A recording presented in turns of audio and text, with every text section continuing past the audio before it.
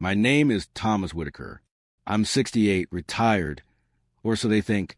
I don't wear suits anymore, and I don't flash watches or ride expensive cars.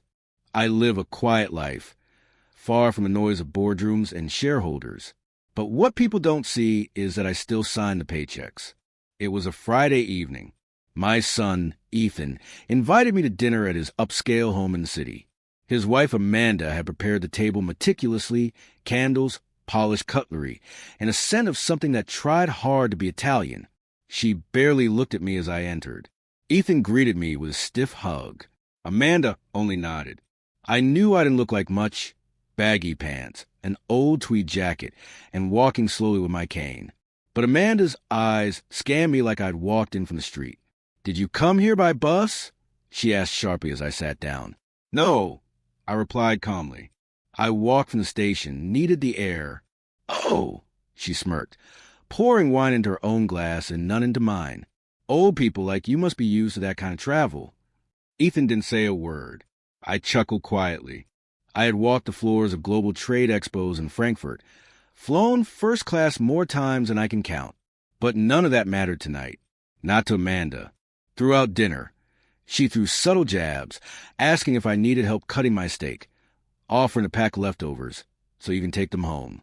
At one point, she leaned over and whispered to Ethan, not knowing I could still hear quite well, "Can't you give him a little money for a haircut?" she said. "He looks like one of those people who sit outside the train station." I smiled but didn't speak. My appetite disappeared. Finally, as dessert came out, Amanda put down her fork dramatically and said, "Thomas, you really should ask Ethan for help. There's no shame in getting a little support at your age. We know your pension might not be enough. Do you think I need help, Amanda?" I asked softly. "Well, look at you," she said bluntly. "You came here in second-hand clothes. You live in that old little place across town. And forgive me, but you just look like someone who's struggling." My son still said nothing. Amanda wasn't done. "You know, I used to volunteer at shelters," she added with a grin. I put my fork down. The room was dead silent.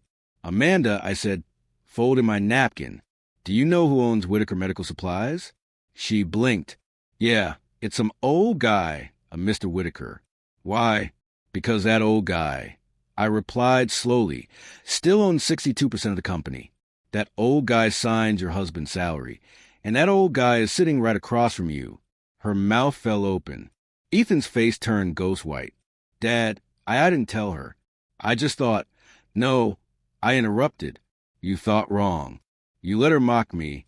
You let her belittle me, and you sat there like a stranger." Amanda stuttered. "Wait, you mean you own the company? Ethan works for you?" I nodded. "He manages logistics.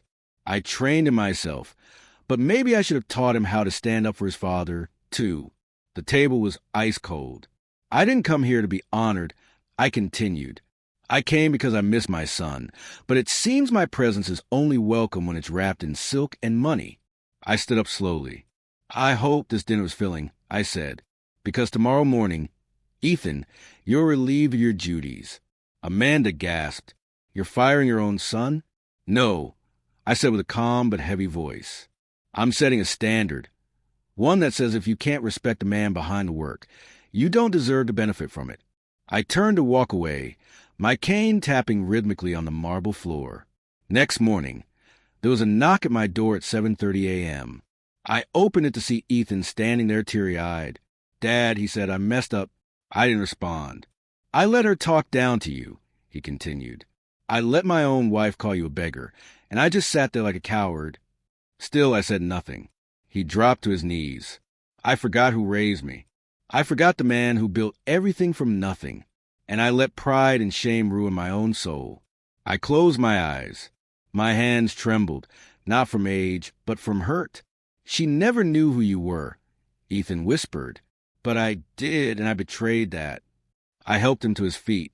"Ethan," I said, "money comes and goes, but respect that's earned, it's protected." He nodded silently. "I'm not firing you," I added. "You're quitting until you learn how to be a son again." Tears rolled down his cheeks. Amanda never came. But from that day on, Ethan did every weekend.